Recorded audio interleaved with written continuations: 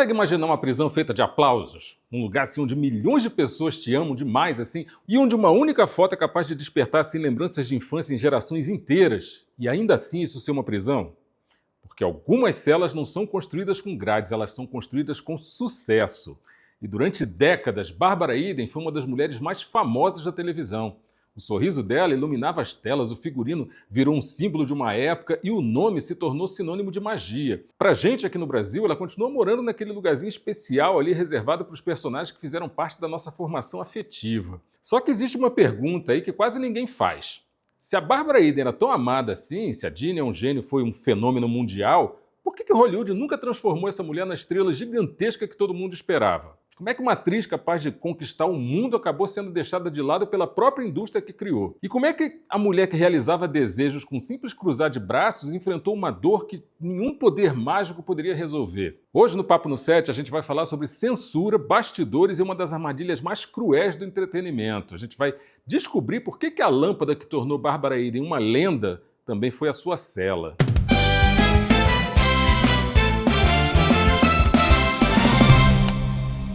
Quando a gente pensa nos anos 1960, o que vem na cabeça da gente? Os Beatles, a corrida espacial, a TV dominando os lares. Só que no meio disso tudo, duas mulheres assim disputavam o trono da fantasia. De um lado, Samantha Stephens, a feiticeira elegante. E do outro, a Jeanne é um gênio, aquela Jeanne reverente que saiu de uma garrafa para conquistar os corações com uma mistura de doçura e carisma. Na TV americana daquela época, a censura era tão rígida que os executivos discutiam assim, seriamente se mostrar ou não o umbigo de uma atriz ameaçaria assim, a moral das famílias. O figurino era ousado, né? Aquela barriga parecia e tal, só que o umbigo, esse era proibido. Era uma obsessão dos censores. Você sabia que a censura chegava a esse nível de detalhe? Deixa aqui nos comentários se você já tinha percebido isso ou se para você a série era só diversão pura. Esse detalhe, galera, revela alguma coisa ainda muito maior. Hollywood sempre gostou de controlar a imagem das estrelas e tal, controlava a maneira de vestir, controlava a maneira de falar e principalmente o que elas podiam interpretar. A Barbara Eden ela descobriu isso da maneira mais dura, que foi através de um fenômeno extremamente cruel, que é o typecasting, né, que é quando o personagem engole a pessoa, ou o público, né, e os produtores, aí nesse caso, param de ver o ator e passam a ver só a marca. A Bárbara ela não era só a Jeanne, mas Hollywood decidiu que ela seria a Jeanne para sempre. E aí quando os diretores olhavam para ela, eles não enxergavam uma atriz versátil, eles enxergavam uma fantasia, uma lembrança lucrativa.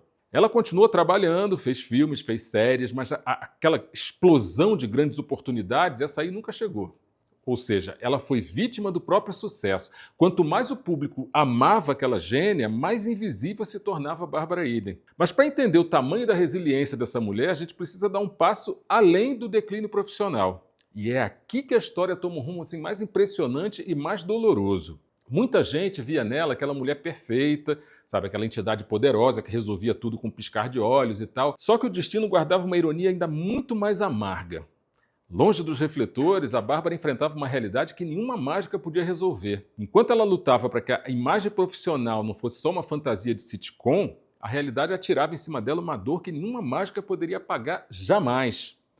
O público se divertia ali com a Jeanne na TV, mas nos bastidores ela começava uma corrida contra o tempo para salvar a pessoa mais importante da vida dela. Uma batalha meio que silenciosa ali que durou mais de uma década e que terminou de uma forma que destruiu o coração dela para sempre. Em 2001, né, o mistério daquela ausência das telas ganhou as páginas dos jornais todos ali de uma forma extremamente trágica. O único filho dela, o Matthew Ansara, ele foi achado sem vida dentro de um carro aos 35 anos, depois de perder a batalha mais difícil da vida dele. E aí, longe dos holofotes, a Bárbara já usava toda a força dela e todos os recursos há mais de uma década numa luta meio que silenciosa ali para tentar salvar o filho de uma crise super profunda, né, onde ele estava enfiado ali. Uma angústia que, na verdade, o público jamais imaginaria, porque estava acostumado a ver aquela mulher sempre sorrindo nas convenções, nas entrevistas e tal. Ou seja, a mulher que o mundo inteiro enxergava como um ser capaz de realizar qualquer desejo estava ali, diante de uma realidade onde todo aquele poder de estrela não valia absolutamente nada.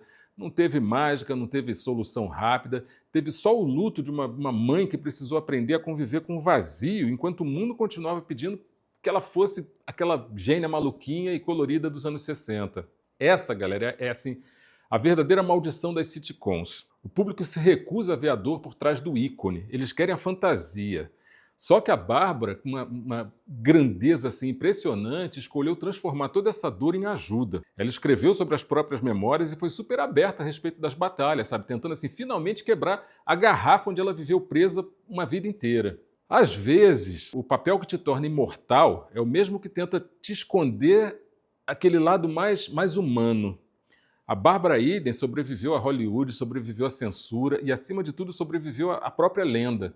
Ela nunca foi só um gênio, ela foi, e felizmente ainda é, uma mulher de uma força extraordinária que provou que a verdadeira mágica não está em cruzar os braços e realizar um desejo, mas em conseguir sorrir e seguir em frente, mesmo quando a vida tira da gente o que existe de mais precioso. Você, conta pra mim aí, quando você olha para Bárbara Eden hoje, com quase 95 anos, você vê a gênia ou você vê a mulher por trás da lenda? E a gente se vê no próximo set.